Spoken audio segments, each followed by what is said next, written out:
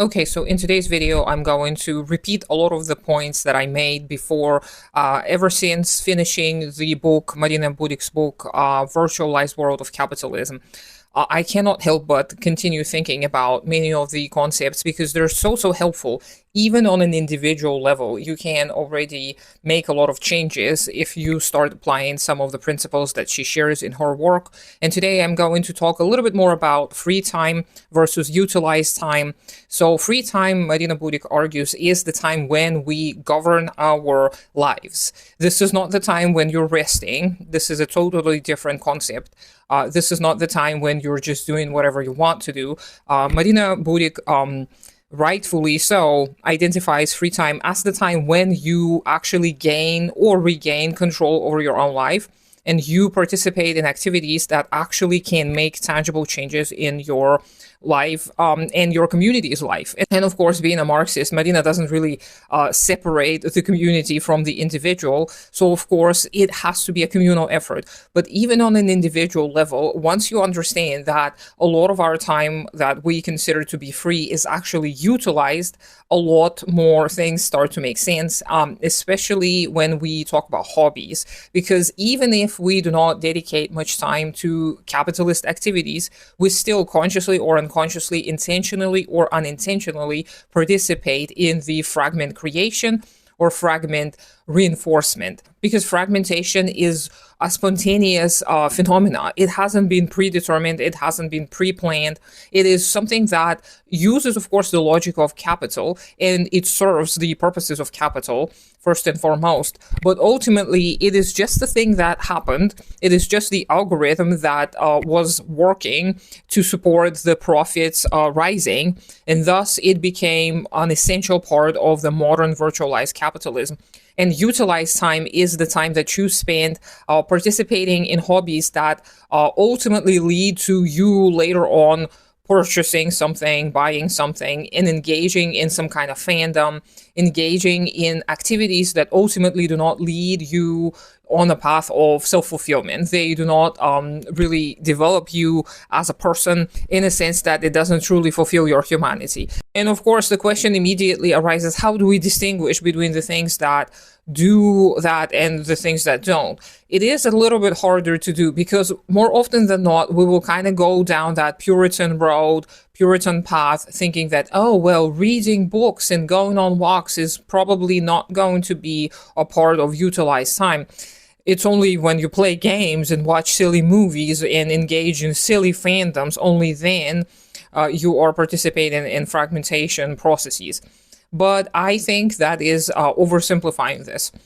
You can read books that are ultimately leading you to become fragmented too. You can go on walks and still see the world as a consumer, see the world as somebody who participates in some kind of an exchange. You can still see the value that being outside, being in nature, walking meaninglessly can bring you. And that means that this is still not a truly free time. Now, truly free time, Marina helps us understand by saying that this is when you directly participate in these self-governing activities. And directly participating is used here in a Hegelian or a generally philosophical sense. It is not just when you participate as a person individually. Direct participation is when the goal and the means correspond. They become one, because it is a process, but when they become one, when they reach their unity, this is when it is a direct experience. This is when it is a direct activity. So let me give you an example.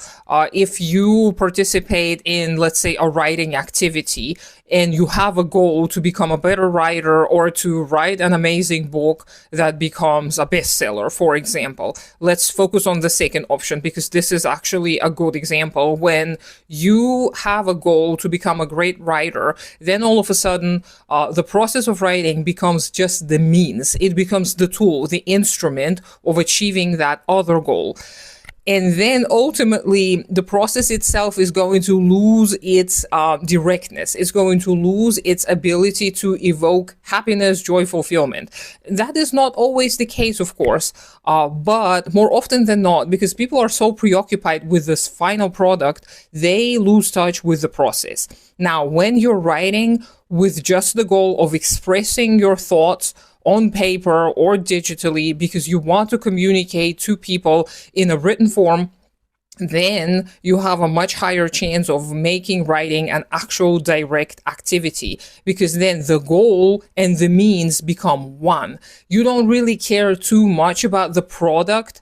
You care much more about the process, but you're also not consumed in the process so that you start writing total and complete nonsense, because you still wish to communicate through that medium. So when the process and the product become one, kind of an equal within your head, then this is a direct activity. Now, and Marina argues that free time is when we, together with other people, engage in direct activities that help us improve our lives. And again, this is pretty much describing the Soviets. So the goal for the Soviets was for the working class people to become self-governing, autonomous entities, where the need for the central government, therefore, is going to not be present. It's going to wither away, just like Engels said.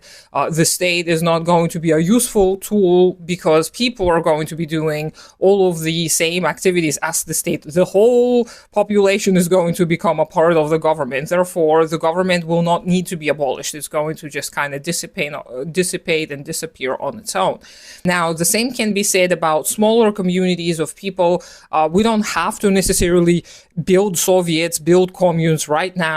But what we can do is we can engage meaningfully with the communities that are already accessible to us. So any groups of people you're engaging with, pay attention. What kind of direct experiences do you notice? Because I am sure there will be people who engage in certain activities just for the sake of the means and the process being one.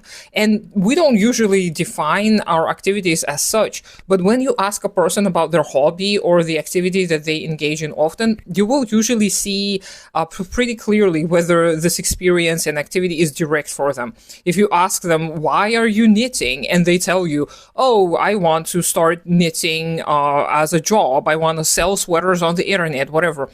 Then it's probably not going to end up being a direct activity for this person. But when you ask the same question and you receive an answer where the person says, well, I enjoy knitting. It is kind of like a meditation process for me. And I really do enjoy gifting the sweaters to the people every now and again. But even if I don't have the people to gift the sweaters to, I will probably knit something else. I will learn a new pattern because I want to participate in that process. It's a very fun process for me. I like getting better. I like learning from my mistakes, etc., etc. So in the second scenario, it is much more likely that the person is engaging with this activity directly.